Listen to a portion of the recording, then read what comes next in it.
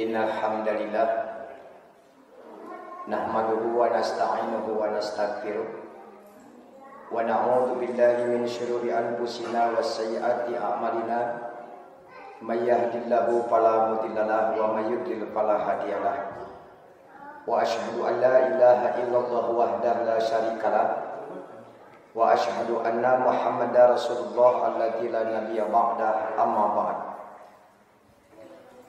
Faqala Allah Ta'ala fil Qur'anil Karim, a'udzu billahi minasyaitonir rajim, wa'tasimu bihablillahi jami'an wa la tafarraqu alayhi. Wa qala Rasulullah sallallahu alaihi wasallam, yadullah fauqal jamaah al-hadis. Hadirin ikhwatu iman, bapak-bapak dan ibu-ibu yang dimuliakan Allah, alhamdulillah atas kudrah iradah serta inayah Allah Subhanahu wa taala kita bisa dipertemukan kembali di pertemuan terakhir sebelum kita libur sejenak dengan meningkatkan ibadah di bulan Ramadan. Dan semoga setiap langkah yang telah tercurah juga beragam ikhtiar yang telah kita kerahkan untuk terwujudnya majelis taklim ini dicatat oleh Allah sebagai amalan sholihan. Sebelum kita memasuki bulan Ramadan, kita mendapatkan satu momen, satu event sebagai wujud dari ibadah kita di bidang muamalah untuk menegakkan kepemimpinan dan memberikan amanah pada wakil umat melalui kegiatan atau momen pemilu di tanggal 17 April hari Rabu tahun 2019. Maka kajian kita sebagai materi penutup, saya ambilkan tema yang berkenaan dengan hari Rabu itu dengan judul 17 April Hari Lebaran Akal Sehat. Apa yang ingin digali dari pemaknaan ini? Yang pertama, ungkapan Lebaran mengisyaratkan bahwa amal di bilik suara hendaknya diniatkan lillah sebagai wujud ibadah dalam ranah muamalah demi tegaknya imamah dan imaroh, tegaknya kepemimpinan di dalam kehidupan kita bersama. Itu dalam kerangka memelihara agama dan mengelola kehidupan dunia untuk kesejahteraan bersama serta dikawal oleh wakil umat yang mendapat amanat melalui akad wakalah atau pemberian mandat. Jadi Bapak Ibu, kalau tidak diniatkan ibadah, masuk di bilik suara rugi. Karena itu, marilah kita jadikan niat kita karena Allah. Semoga aktivitas kita di bilik suara itu tercatat sebagai bagian dari ibadah kita. 2, dari ungkapan Lebaran mengisyaratkan bahwa amal di bilik suara itu harus dilakukan secara merdeka, karena sejatinya rakyat adalah penguasa utama, pemilik suara. Itu terutama kamu ibu-ibu ya, atau sepuh. Begitu orang lebet ke kotak suara, ke bilik suara, biasanya orang sok rurusuhan bu. Tenang, nah kapan orang nu penguasa? Calon presiden butuh orang bu. Calon legislatif butuh urang, mata kuma urang. Lamun ke cek petugas KPPS bu nilami kuma aing we gitu. Sebab punten namanya ya pengalaman bertahun-tahun biasana rurusuhan komo ayeuna baradag bu. Engke 2027 mun kalaman segede pantau surat suara. Tak urang teh sok gemper engke nyoblos nate jadi salah. Siga kebu begitu lebat ka bilik suara, ibu mirarian nami amin muhtarnya moal aya atuh. Tang kita kalaka jadi salah. Tak jadi lebaran berarti urang bu nu berkuasa rakyat. Sebab kita yang menentukan. Seandainya kita mau masuk bilik suara, tenang we. Tong lurusuhan bilih engke nyoblosna jadi gagal. Lebar bu. Tak ieu hartos nu disebut lebaran. Nu katilu kalimat lebaran mengisyaratkan bahwa amal di bilik suara dilakukan dengan riang gembira. Mata pamitiasa ibu ti ayeuna siapkeun acuk sae. Siapkeun bekal opor. Siapkeun kupat. Tong hilap sama urang lebaran di TPS Pak gitu. Jadi siga urang badeka salat Id berbondong-bondong semangat gitu. Nah ini karena apa? Suara kita ini gambaran kepercayaan. Nalika urang nyoblos capres berarti urang teh nitipkeun kepercayaan. Nalika urang nyoblos caleg berarti urang teh nitipkeun kepercayaan. Maka kita melakukan nitip kepercayaan dalam keadaan happy, dalam keadaan rasa gembira. Nah inilah makna lebaran. Kenapa sekali lagi tanggal 17 April itu kita jadikan sebagai hari lebaran. Siap bu atau siap acuk saya Chan? Kada ya? Nah, agar tercipta makna lebaran 17 April seperti ini, nah dibutuhkan syarat. Nah, maka lebaran tak kunjung datang ketika rakyat yang akan memberikan amanat itu tertekan hati dengan upaya intimidasi dan manipulasi, kaasup sogok kisasi gitu. Nah karena itulah maka orang tua kita khususnya di Persatuan Islam memberikan himbauan.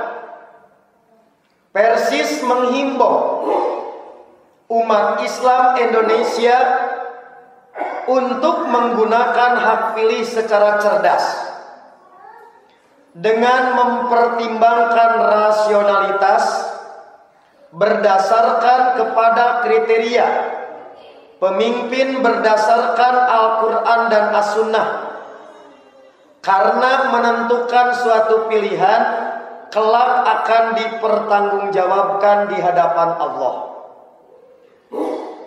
Teaan nyoblos di kuburan moal ditaros nyoblos sahana. Tapi nu ditaros teh naon alasana pangna bet milih si eta gitu. Da moal begitu ibu ke dibangkitkeun di kuburan nyoblos nomor 1 nomor 2, mau bari kitu jahudang teh kitu di kuburan teh moal. Tapi naon alasanana urang bet ngangkat si eta jadi pamimpin tan, jadi ma ilmuka. Apa ilmumu sehingga engkau memilih si eta? Eta nu bakal dihisab. Mau ditaros 01 02 nama, kau mau ditaros ibu TPS-na nomor sabaraha ku malaikat moal eta. Nah karena itu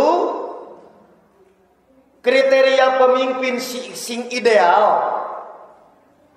Tapi dina praktekna nalika teu aya nu ideal lantas tidak harus golput. Engke kusim kuring ditinggalikeun pangna ulah golput. Maka kita dihadapkan pada pilihan yang tidak ideal. Kalau saya ambil analogi, kriteria pemimpin ideal teh bagaikan jagung murni. Tidak lantas harus golput ketika jagung murni tidak didapat. Maka umat Islam dihadapkan pada dua pilihan yang tidak ideal. Satu, jagung nu aya taya onoan. nu aya tai kotokan. Yang kedua, tai kotok nu aya jagongan. Ingat, yang diwajibkan memilih jagong, lain milih tai kotok.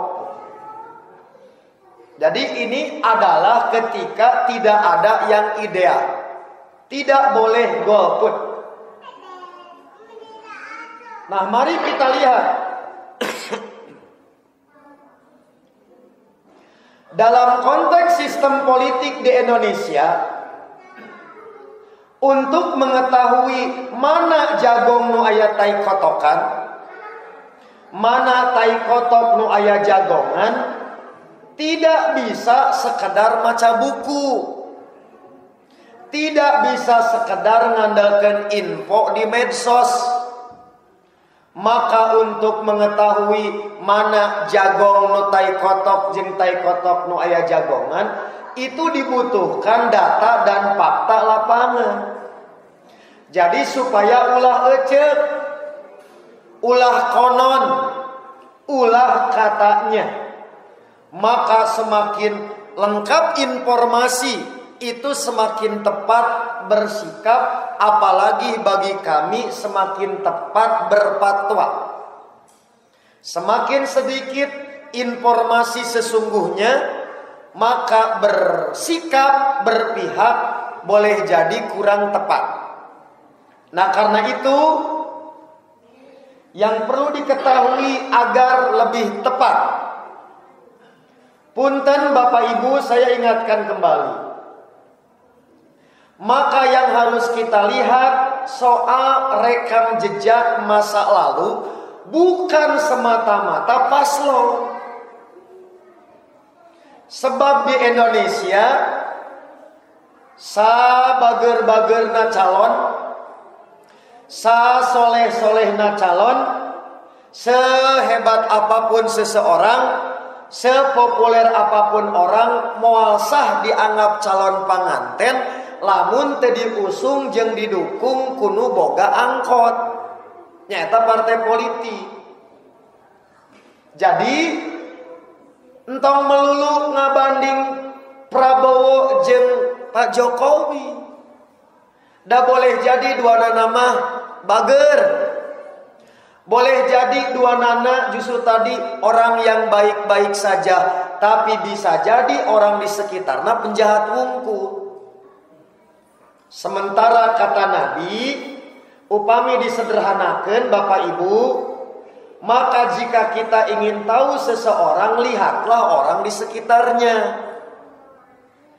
Tika pungkur simkuring parantos diajarkan di madrasah ieu. Lamun urang hayang apal hiji jalma, tinggal we sobatna. Maka kasobatna mah sagala ora tembok. Dengan ungkapan al-musahabatu tasrikut tobiata, bahwa pertemanan sok maling tabea. Jadi sekali deui jangan melulu ningali paslonnya, tapi lihat orang-orang di sekitarnya. Karena itu menjadi gambaran seseorang dengan siapa dia bergaul.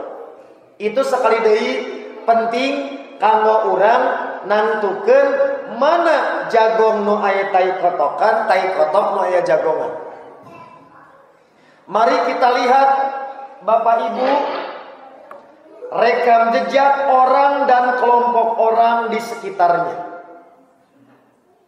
Sekali lagi, boleh jadi pribadinya bagus, tapi dilingkari oleh para penjahat.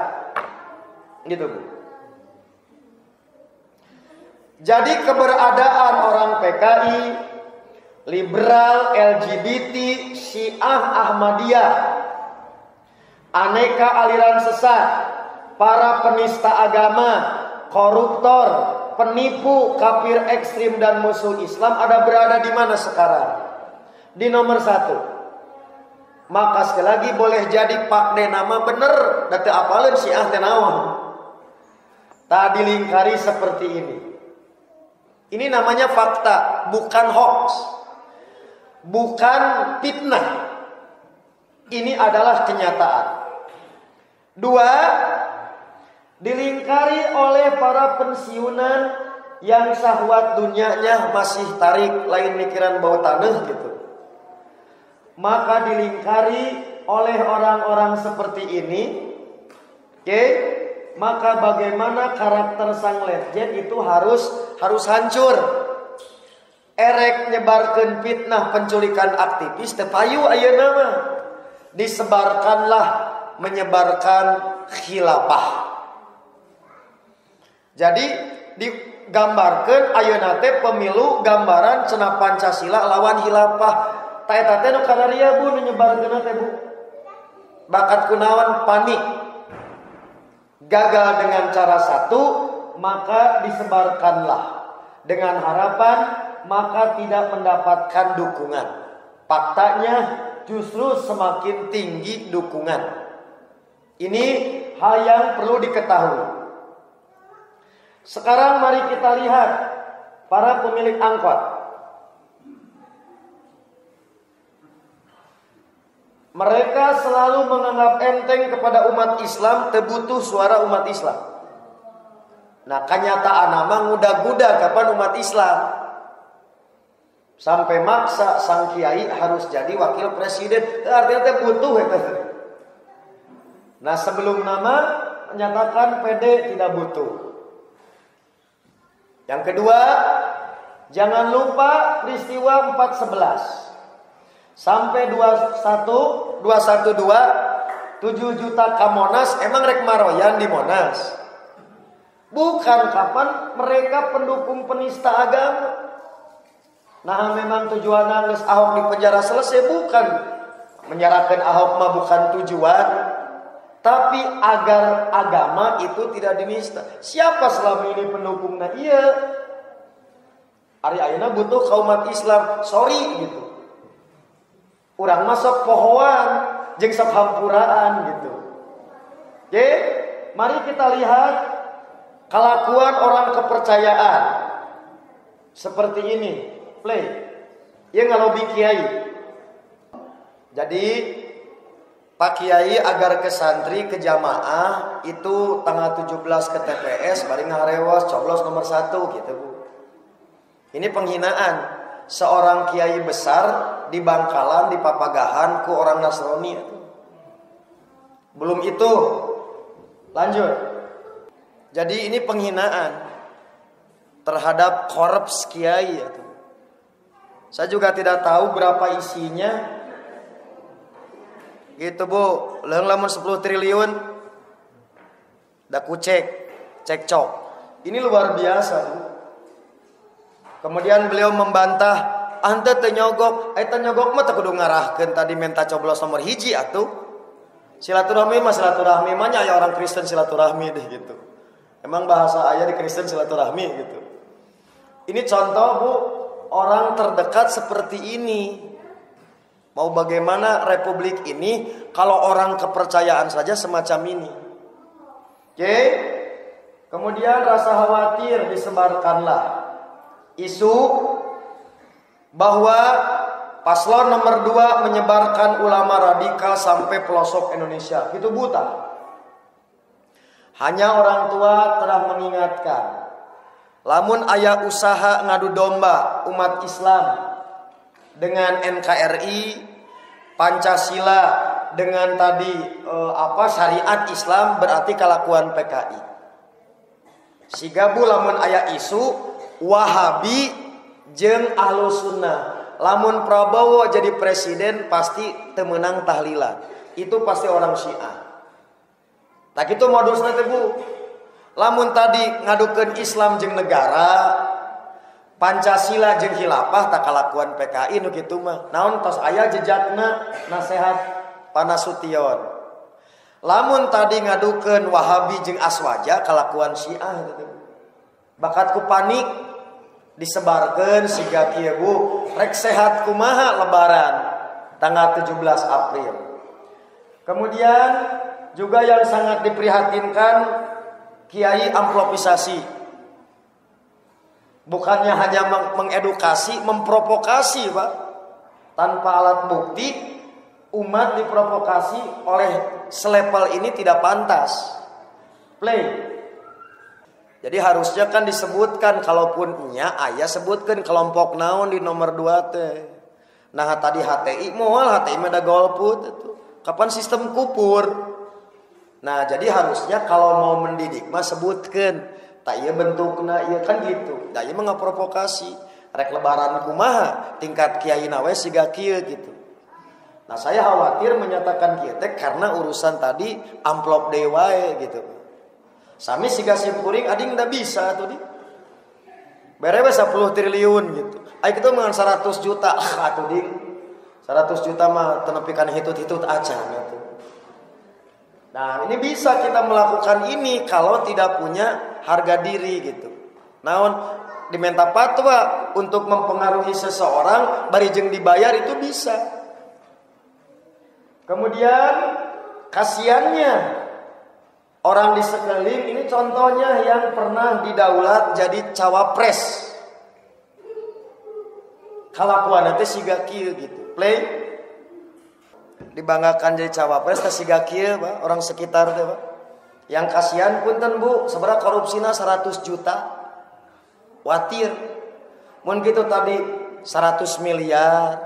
Tingkat seorang ketua umum masih keneh daek korupsi ngan tingkat 100 juta berarti jongos. Kekeset Bu. Matak cek sing geuring oge ading mal pernah poho merek jadi penjahat sing balik.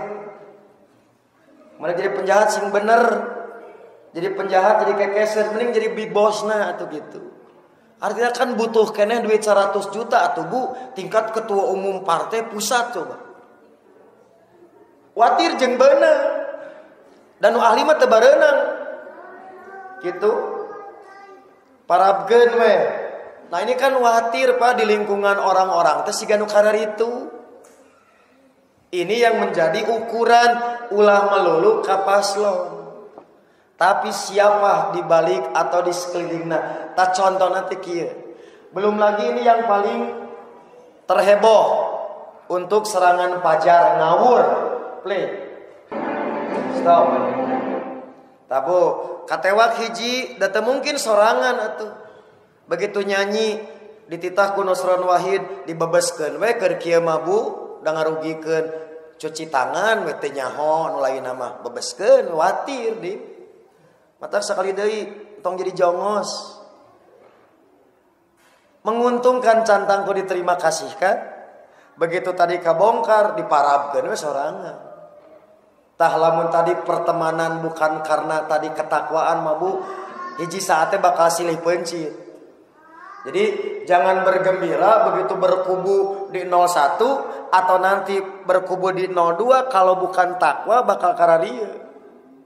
Aya masalah jebrod we. Akhirnya kan watir Bu misalkan sorangan di penjara padahal kerlobaan kikieuana bancakan disebutna teh.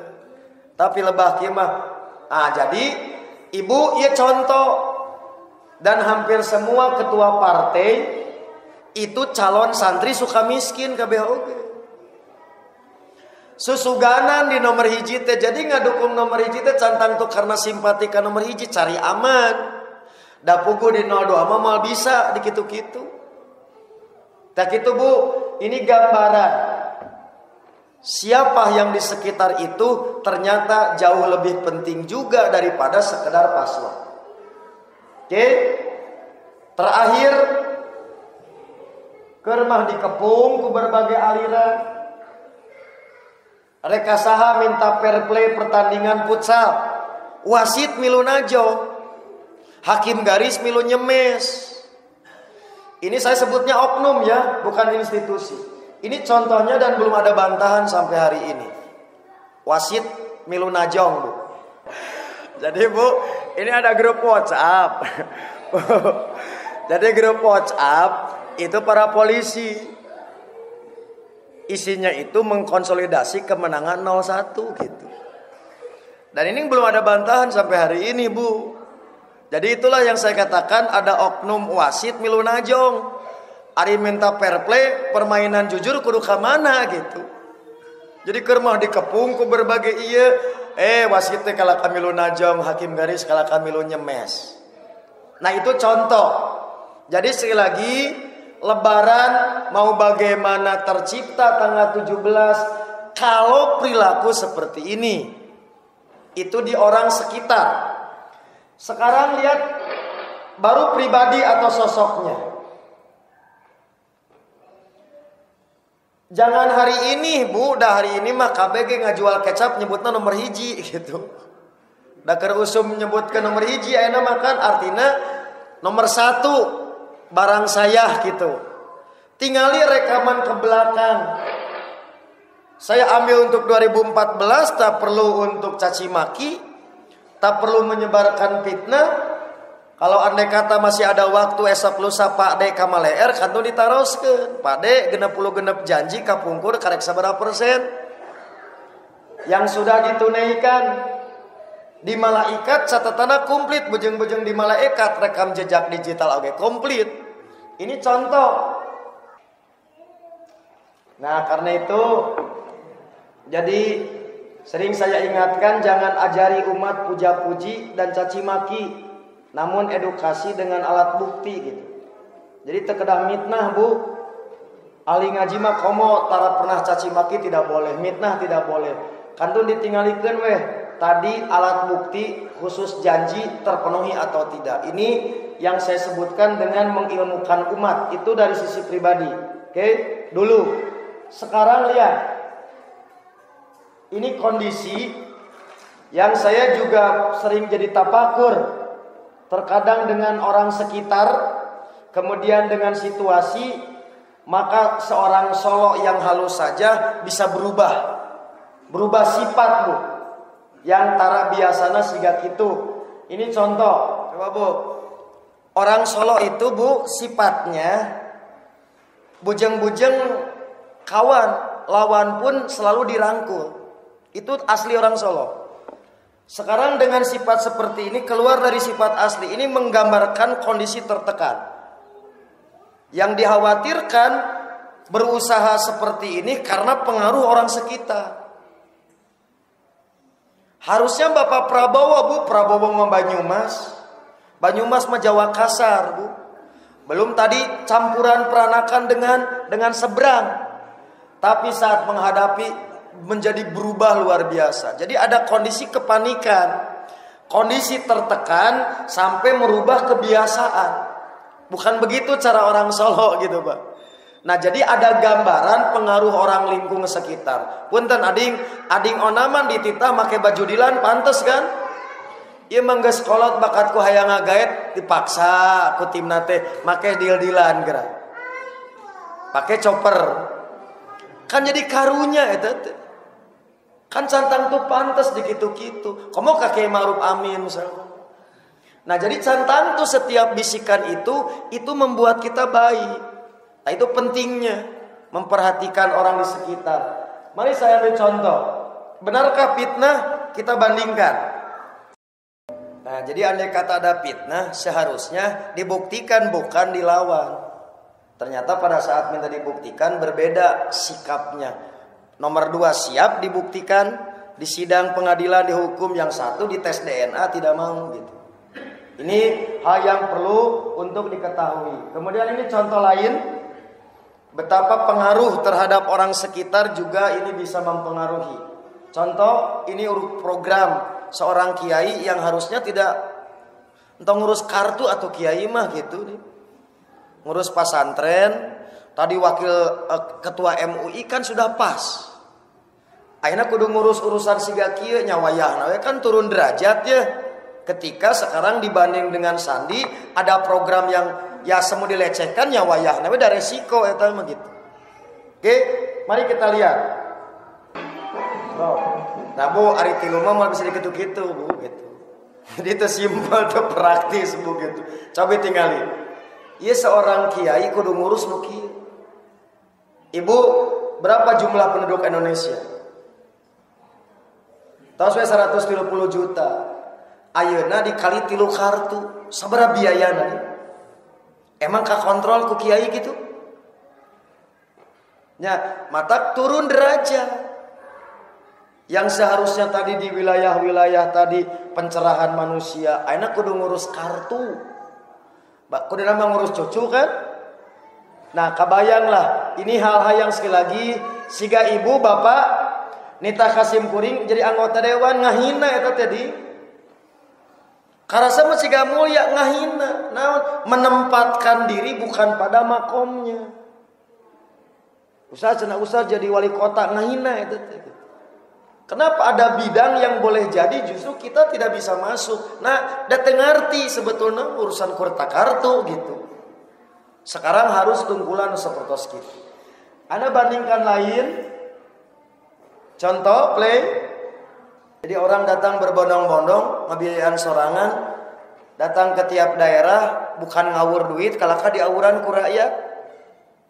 Ini kita bisa masuk akal Bu kalau cara berpikirnya pakai berpikir biasa. Ini ada sebuah kekuatan, makanya saya sebut pemilu ini harus jadi lebaran akal sehat.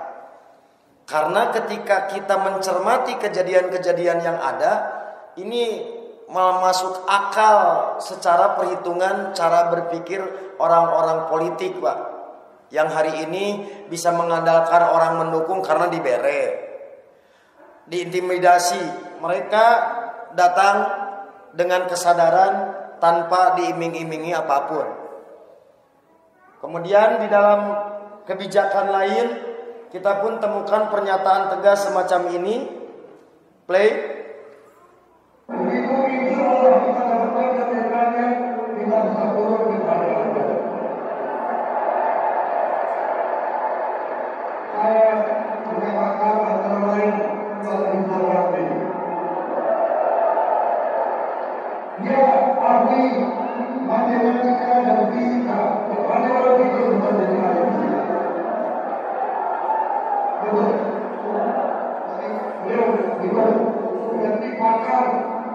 Stop. Karena di kubu Pak Prabowo terdiri beberapa pakar ekonomi termasuk Pak Rijal Ramli, maka menurunkan harga listrik dalam waktu 100 hari. 1 bulan terlalu lama gitu. Itu diantara yang beliau nyatakan di hadapan jutaan orang yang hadir. Peristiwa yang kemudian juga menjadi langka.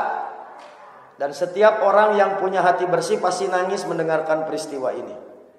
Oke, diawali oleh Ustadz Uwas.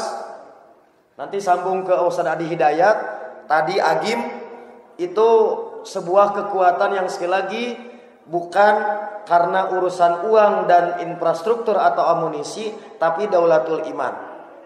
Ini mari kita perhatikan yang pertama. Kemuliaan ulama itu sedang ternoda. Gara-gara segelintir orang mulia, dia mulai sering menjilat penguasa.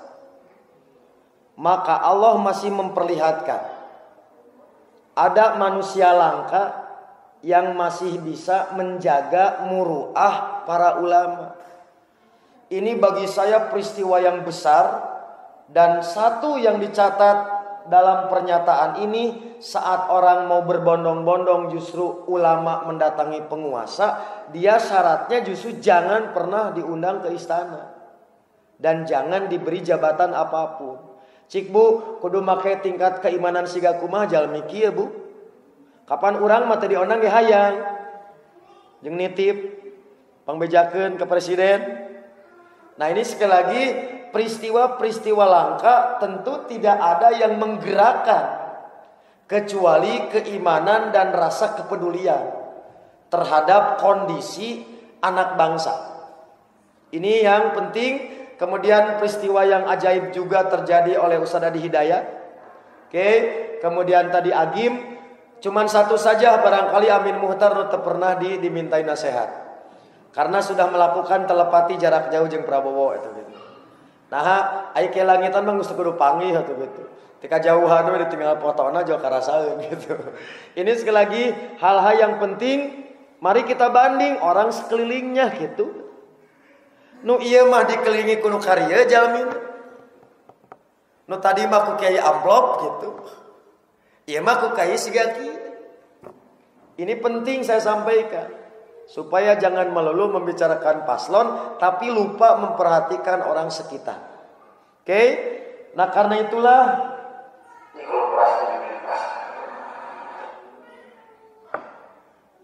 jadi kita menginginkan bahwa politik itu sesungguhnya kontestasi prestasi, bukan konfrontasi. Tapi karena ada upaya manipulasi dan intimidasi, maka terkadang politik yang harusnya adu gagasan, adu prestasi, akhirnya menjadi pertarungan. Karena itu, agar Lebaran tercipta, tidak ada cara lain selain tolak manipulasi dan intimidasi.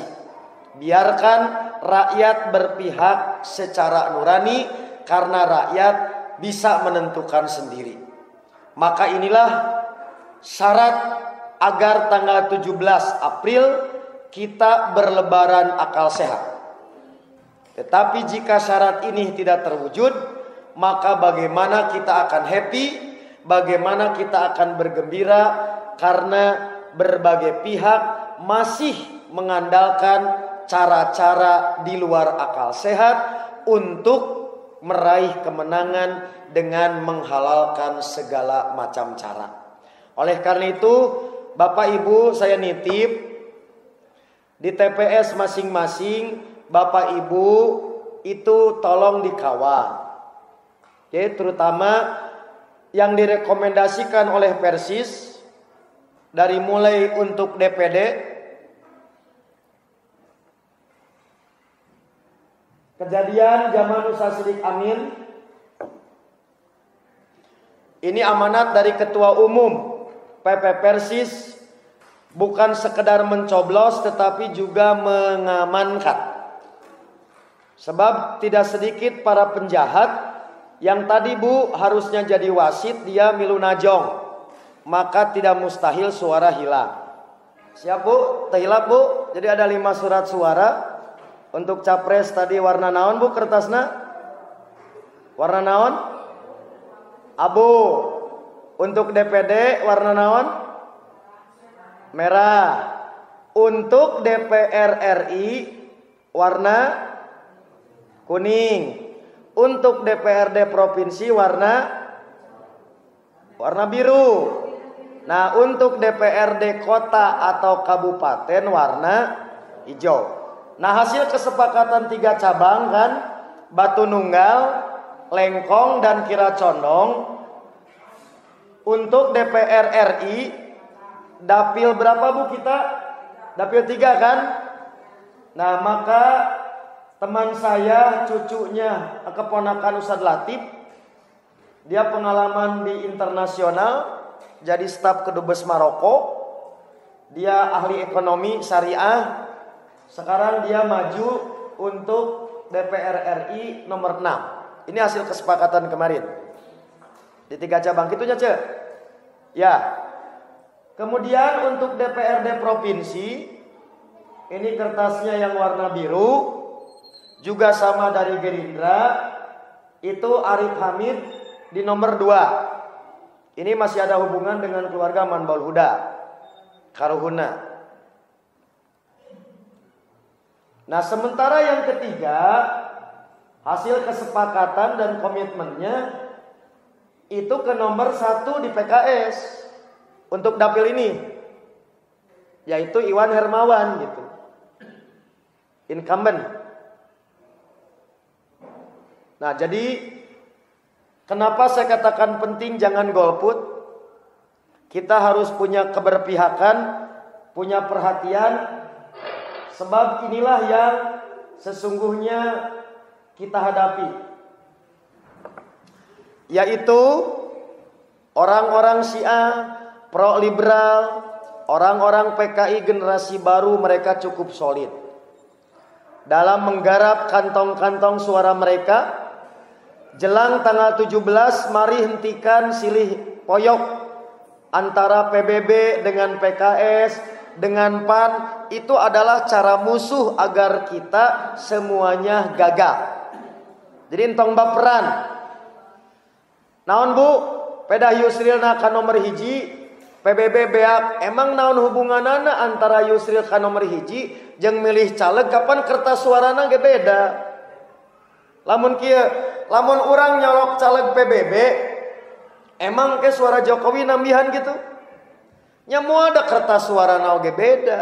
Tak disebarkan di masyarakat tidak boleh. Kemarin di Ibnu Hajar kita undang dari PKS, dari PBB, kita bersaudara. Tujuannya apa? Kita berseteru kabeh gagal. Umat tidak punya wakil. Jangan lupa itu cara-cara musuh membenturkan kita. Tenggelamkan PBB. Emang PBB partai penista agama? Emang PBB partai koruptor? Entong salah dulur urang. Nah mari kita hentikan. Andai kata tadi ngahubungkeun Yusril ka 01 caleg Persis akhirnya jadi korban. Ini berarti jebakan musuh berhasil. Ku urang diteleg cara-cara musuh, maka babak belur antara kita. Itu tidak baik, itu harus segera dihentikan. Kenapa? Karena mereka akan menggapai kemenangan, kita mengalami kekalahan, mereka genah. Namun kita sibuk saling memakan diri sendiri. Kita sibuk habis energi ku hoax, info-info anu tadi maudu. Anu palsu ditarelegan ke urang, maunya gitu bahwa kita gagal. Termasuk isu HRS Habib Rizik jeung Yusril. Geus lami Bu November 2018 itu video. Tanggal 1 April dialungkeun deui. Dicapluk ku urang, diaradu, padahal tujuanna naon? Tujuanna menggerus suara Prabowo dan PBB bea. Nah, ini permainan-permainan yang sekali lagi itu tidak menggunakan akal sehat. Bagaimana negeri akan sejahtera kalau para petinggi, para elit masih melakukan cara-cara menghalalkan segala macam cara. Tentu kita yang berkuasa sebagai rakyat, kita yang berkuasa sebagai pemilik suara, maka kita yang menentukan agar para penjahat semacam ini itu tidak pernah betah berada di negeri. Karena itulah ahli ngaji saatnya untuk unjuk diri. Saya kira demikian materi kajian di pertemuan terakhir. Insya Allah kita akan libur dulu khususnya kajian simkuring dengan kegiatan lain yang tentu lebih tinggi intensitasnya, lebih banyak kegiatannya. Di bulan Ramadan kita insya Allah bertemu kembali nanti setelah Syawal dalam keadaan sehat walafiat. Mudah-mudahan apa yang disampaikan selama ini menjadi tambahan ilmu yang bermanfaat. Mohon maaf atas segala kekurangan. Jangan lupa 17 April Ibu bawa opor, bawa kupat, dan jangan lupa samak. Kita berlebaran di TPS. Aqulu qouli hadza wa astaghfirullah li wa lakum. Wassalamualaikum warahmatullahi wabarakatuh.